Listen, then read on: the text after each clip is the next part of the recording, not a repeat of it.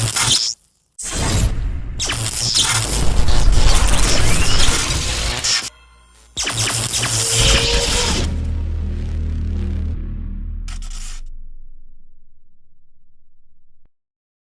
and welcome to another episode of the Ninth War Hounds podcast. It's been a minute.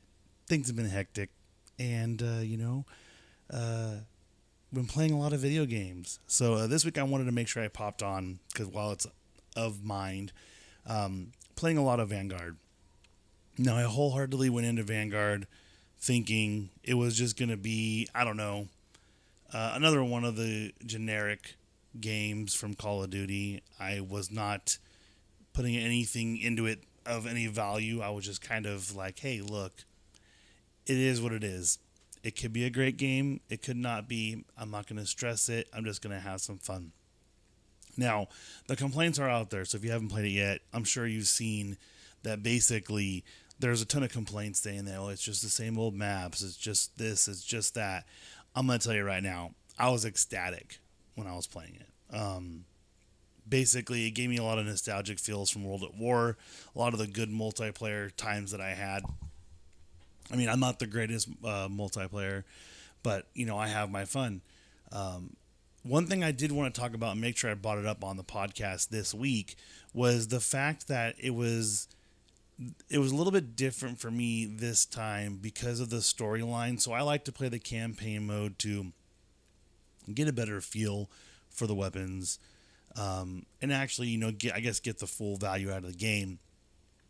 And for those that don't know, if you haven't played it yet, it's based around, I think it's 5 people. Main guy, pilot, Aussie. So it's 4 main people, technically 5. And basically, it all seems like it's normal, and you go through their backstories. So you're going with the Russian, and she's a sniper, and the Aussie guy, he's like an explosives expert, and the British guy, he stormed the beach on D-Day, or he was there before trying to get ready for D-Day. So there's a lot of story behind everything. And what I really liked about it was it just felt fun. You really got into it. It was super short, though. Ridiculously short. I want to say I only spent probably like 14 hours on it. Now, mind you, I went, nonstop, just kept playing. And once you get on a roll, you kind of, get it going. But it was a lot of fun. And I will say, right afterwards, I got into the multiplayer. And there are some glitches. I know that people probably have seen them where your battle pass isn't transferring over, or, you're always having notifications and nothing's clearing out, which I expected. I wholeheartedly expected it with this game, because there's no way they could integrate a new map for Warzone at the beginning of December and also have this launch without some sort of bug. So, I took it with a grain of salt. I was like, hey, look, we'll go ahead and play this game. So I've been playing a lot of that multiplayer, and I think everyone should play it. The hacks are there. Like, you can tell pre-aiming, even with they have the different perks. So you have the tracker perk, basically similar to Warzone. You can see the footprints. So I was testing my theory out, and I'm like, I don't know how this guy saw me, but maybe he did. And a lot of times you look at the kill cam, and you're like, oh man, I was sitting right out there. Like, I thought I was hiding behind this barrel, but you could see my head fully in his camera. But there's times when people are coming around the corner pre-aiming. There's times where you're coming up to a person hiding somewhere, maybe camping, maybe they killed you before, and you go around the corner and they're already, you watch the kill cam and the gun's here and they're moving up towards you as you in your motion of coming into the room. So my wholeheartedly, out of 10, I'll give it a 7 out of 10. I know there was some stuff that I wish they would have done better. I wish things were working better in the game when it launched, because I've talked about it before with Tim. We talk about how they're constantly working on improving the game. So let's say, for instance, they have a deadline, like they did 2 weeks ago. Okay, you have that deadline to get that physical copy out there, but you can work on the game until release, because they can send out an update immediately, and usually that's what happens. Gone are the days of, I remember going to the midnight releases and you get back and there's an hour or 2 hour long update that has to happen. Now, which I'll get onto it later about Halo, but I had it preloaded and it still had to have a download for it. So it's not like there's a way to get around the issues, but the issues will lower it down. Now, let me know if you have been playing it. Send a comment. Any of our locations, you can hop on the Discord. You can send us messages on, even leave comments on wherever you listen to this podcast. Just let us know. But I say play it. I haven't played the next thing we're going to talk about is the Battlefield 2042. There's been a lot of streamers playing it. I think there's a way you can get a hold of it through. There's channels you can get it, but people are just destroying it right now. And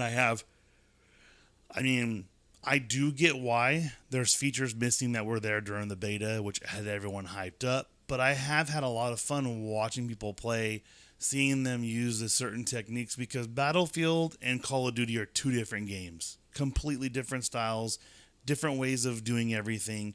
And for me personally, I like that because it gives you a variety. If you're sick and tired of the Call of Duty story, you go over to Battlefield. If you're sick and tired of the Battlefield story, you go over to Call of Duty. You have your options. So it does drop this Friday the 19th. I'm going to actually edit and post this podcast today. If you're seeing this on YouTube, Friday the 19th is the day that Battlefield 2042 drops. But in bigger news, besides the fact that I got this cool green screen thing working, it works out perfectly for me by myself. I'm not on Skype. I'm actually doing this through a camera. It's some magic. I'm watching the other camera over there, so I'm happy with the way this is working. So I'm super stoked to have this go on YouTube. But the big news was one of my friends messaged through a different Discord I'm on. I'm on a podcast Discord. And they're like, hey, today's the 20th anniversary of Halo. You need to preload Battlefield or preload Halo Infinite. And I was like, all right, I already, I have most of it downloaded because I did the beta, or their flights. So I have, all the data. And so sure enough, they have this big, huge thing. Everyone's there. Former president of, of the Xbox brand division, where you want to call it. He was CFO or CEO of the Xbox division, talking about everything. And then they go, here you go. Here's Halo Infinite, full on almost month before it's supposed to come out. And legitimately, I was clicking on it, trying to get in, and it was just a blue screen. And I'm like, oh, here we go. They're getting all this hype up, and nothing's going to happen. Everyone's going to be paying for it because it's on Battle Pass. So it's free. And I'm like, I don't know. I was getting frustrated, so I Google it. Everybody on Twitter. Yep. Went out and got an Xbox, did this, did that. Blue screen. So I'm sitting there and I'm like, there's got to be something going on. There can't be this many people with blue screens. Did I download it wrong? I undownloaded it. I re-downloaded it because it's only 280 megabytes. And I'm like, that's not big enough. Not even close. And then boom, 27 gigabyte update comes out. I'm like, okay, there we go. So I am not as well versed in Halo as I am in Call of Duty. I'm not saying I'm good, but I'm just saying I know the mechanics. I know the way that Call of Duty works. Halo is a different beast. A lot more challenges that I'm running into now that I've been playing it. But I will say the customization aspect of it is pretty fun. Some of the games,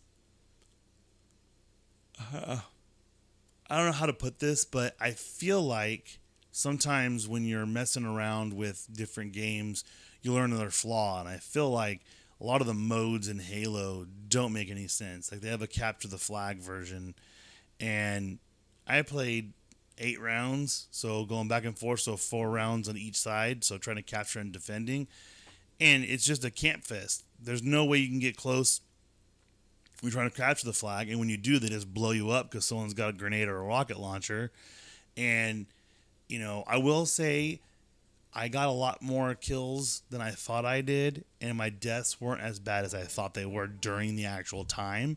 But it's still, it's gonna take a little bit getting used to. I know everyone was mad because they have Forge, which is the creator mode type thing, where basically it's maps that people can create.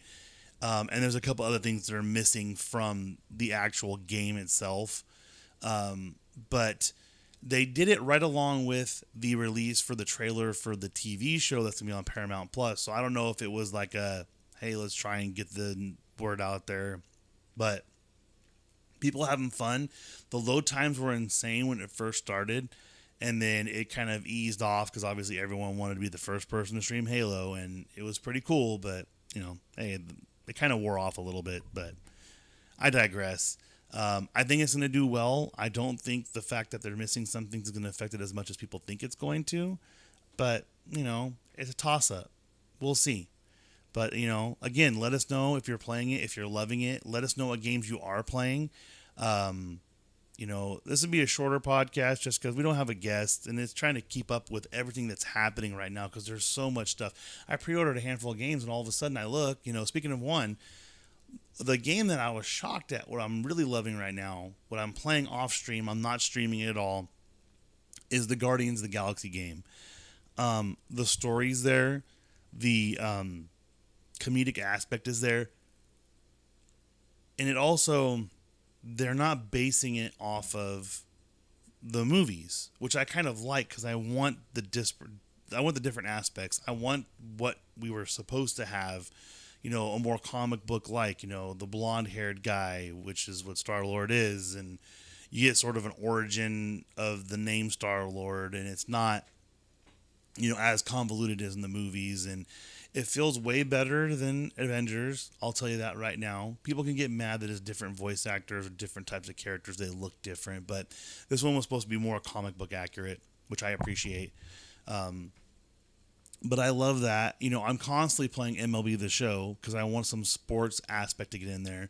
And then they've been rumoring about having a crossover in Fortnite with Naruto for God knows how long. And then they just dropped, not only did they drop 2 separate character packs, they dropped a emote and a weapons pack and then a glider pack separate. So they've got, I don't know, 5 different items in there in the store. They threw back up the Phoenix, the Jean Grey, that's the whole Marvel thing. I don't understand how these companies decide when or where they're going to put these items back up because the same thing happens with Warzone. I've been seeing the skins come back that were limited time. They brought back John Rambo. They brought back John McClane. So I don't know how these work out. And I know it's usually, hey, let's get the initial push and we'll have them buy it off of that. And then what ends up happening is, we don't sell as many. Let's throw it back out there. There are tricks on Warzone that I know of. You can get to stuff that maybe disappears. I don't know about Fortnite, though. I'm not well versed in Fortnite. I've played a lot of it now. I do enjoy Fortnite as a relaxing game.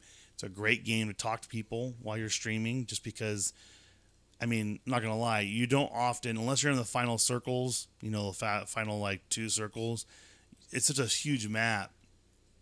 People are off running, doing the daily challenges, the daily quests, so they're moving in towards the middle of the map, so it's a great one for that. Warzone is a lot more sweaty when you're doing it, so it's harder to talk. I have found with playing Call of Duty Vanguard, I am talking a little bit more. I did miss a raid the other day, but other than that, it wasn't too crazy because I was 2 minutes off, maybe a minute. So it's not like it's too crazy, but I do see why people pick certain games to play. Fortnite has the draw. I'm not going to lie, I do edit a lot of my videos that I get from streaming and I put it on TikTok. And I get hate all the time. I go, I'm not out here to say that I'm the greatest player ever. I just want some stuff for TikTok, some content. It doesn't have to be. If I get a cool elimination, like I did one the other night, it was a double kill. It was a shotgun blast playing Fortnite. And I did it off stream. I was so frustrated. So I got 7th, they got 6th. And literally it was pull the trigger, both go down. And I was like, what happened? Because it wasn't the person that it killed me that it went to the camera and went to someone else. And I looked and I'm like, we killed each other. I'm like, great. So there's fun stuff like that in Fortnite. but it is just as toxic. So if you are listening to this, if you are watching this on camera, do know that there's not difference. That everything's toxic. I mean, I will say Vanguard, I have had to mute the microphones of everybody because I just can't handle them. Just so happen if I have a kid watching my stream or something, I don't want that stuff going out because they're saying super racist stuff on purpose, and I think it's half of it is trying to get you banned on Twitch if they see you have a TTV name on your gamer tag, or they're just horrible people. It's hard to see, and that's the big problem too. Is what I've noticed they've been pushing with Vanguard is those they're like quick play. So they have quick play, but they also have they call it ones like a blitz. So it's like smaller maps playing. Usually it's domination and patrol, I think, is the other one. Which patrol is a crazy one where it's a moving area where you basically are trying to control and it moves through the map. And it's a really fun one. I will say a lot of my friends have complained about the maps on Vanguard because there's a lot of small maps. So you have one that's inside of like a mansion that legitimately, if you want to level up your shotguns, it's shoot house, but a little bit harder to stay alive because they're just massive hallways. So you kind of have to get your bearings and play it a couple times just to learn everything about it. But other than that, I feel like a lot of these games are moving towards those kinds of stuff. They're either going massive map or small map. And the small map, they're doing the variety of games. They don't have just a dedicated team deathmatch that I could remember. So, they have team deathmatch, but it was when I was playing the other day, it was Big Blitz. So it was big maps, team deathmatch. And then I played with my other friends, and they were playing a quick play type thing, and it was domination, hardcore, and I can't remember the other one is. I think it was patrol. So there is a good variety available on Vanguard. The zombies, I heard, is beginning a big backlash. We played it for a while, and it just kind of gets repetitive and dull. But it did take us 2 hours, and I didn't even realize how long it had been. And I can't think of any great game. Obviously, we have Battlefield coming out this week. But other than that, I mean, there's the update that everyone's freaking out about for Avengers, which is going to get Spider-Man will be coming to it only on Sony. And then, lastly, I'll talk about the fact that you can't find a PS5, Xbox Series X, and Sony has announced they're going to cut production by 1 million because they don't have the parts. And so now it's basically, do you play the waiting game and you see someone list it or do something on eBay and you go, hey, look, I'm going to go ahead and get rid of it now and I'll buy it for $900. I don't want to do that. Do you? Do you want to spend $1,000 on a $600 system? $400 more? Not even that. I actually haven't looked at the actual PlayStation 5s. I've Googled them to see, hey, maybe if I can get one and flip it, so I'll get it for one of my friends. I'll do that every once in a while if I find something. I have personally Xbox Series S, which has been great. It streams great. It has great video quality. I have it on a monitor that's 144 hertz, but it doesn't. I can't stream that fast. I don't have the internet capabilities, or there's no need for it. But the monitor was cheap. That's why I got it. But you can tell when I'm watching stuff on it. It's amazing, great quality. I love it. But with them cutting this, how does that affect stuff? Because some people, I've learned a lot more. The only reason why I continued to get PlayStations was MLB The Show. MLB The Show was my game. I bought it every other year. I think I'm on season number 6 or 7 on the current MLB The Show, which I played day one when it dropped on Xbox Game Pass. Now, that's a negotiation I think PlayStation failed on. PlayStation should have been able to get in there, Sony, and said, hey, look, we want to keep you guys on here. And not only did they lose them, they got exclusive content to Xbox to drop for free on Game Pass day one. And so I don't know what happened with Sony, because it actually is, it's a Sony studio that does it, or one of their, affiliated companies. So I was kind of like, well, when I found out that there wasn't going to be exclusive, I was like, you know what? I'll get a Xbox One X. One of my friends said, hey, it's great. I hadn't played games in forever. I was playing games in my outdoor little bar area. I have a large bar that's it's large, like a restaurant size, but it's outdoors. It's cold. And so I was playing out there, and I'm like, no, you know what? I put it inside. Then I got my gaming set up, and I'm like, okay, I know why. I like this. I'm going to get the Series S or X, whichever I can find. Now you find Series S's everywhere, and I get it.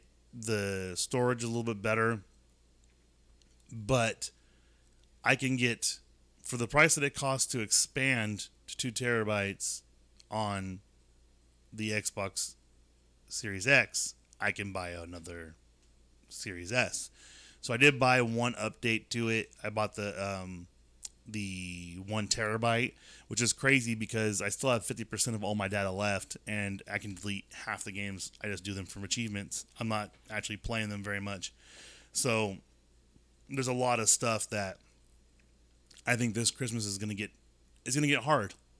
You're not going to be able to find Xboxes. You're not going to be able to find PlayStations. You got all this stuff, the accessories, the games. You have all that stuff for them. But nobody has the actual systems. So, and what's odd to me is I'll get the email every once in a while from GameStop because I'm a member, and they'll be like, oh, we have some in stock. And by the time I see the email, that's already all gone. You got to set an alarm. You have to know the time. So it is what it is. But if you do have a PlayStation 5, let me know how you like it. I know a couple people that do have them, but they're not as big into gaming as I am. So they can't really give me a legitimate, review. And then Tim, who's been on the podcast before, he went to a PC because everyone's like, hey, just go to a PC. It's so much easier. You can update parts and do all that kind of stuff a lot cheaper than it is buying a new console every 3 to 4 years. So he can't give me any pointers because he is a PlayStation person. So, I mean, we're going to see what happens with the holidays. But let us know. Go on here. Discord link will be down in the description. We have all of our links on the YouTube channel. For the podcast, it's in the description. For the Discord, if you're watching on YouTube and you see a little ad popping up in there, that is for Maw Energy. Those links are on the YouTube video for everything from the apparel to the computers, gaming accessories, and our own merch store, which I should be wearing that shirt today, but I got my Portuguese shirt on today. But thank you guys all for stopping by. Make sure you hit that subscribe button. And make sure you find us on anchor.fm is where we are hosting everything. And we're also available wherever you get podcasts. So if you like the YouTube video and you want to listen to the podcast part of it, which is basically the same thing, but if you can't get to the YouTube, it's there for you. Search Ninth War Hounds and you're going to find us. So if you want to find me on Discord, I'm FOMOcast Chris. I'm back in it. I'm doing a lot more work. So I've been a little bit more into the Discord. So thank you guys all for watching. Thank you all for listening. And we'll see you guys next time.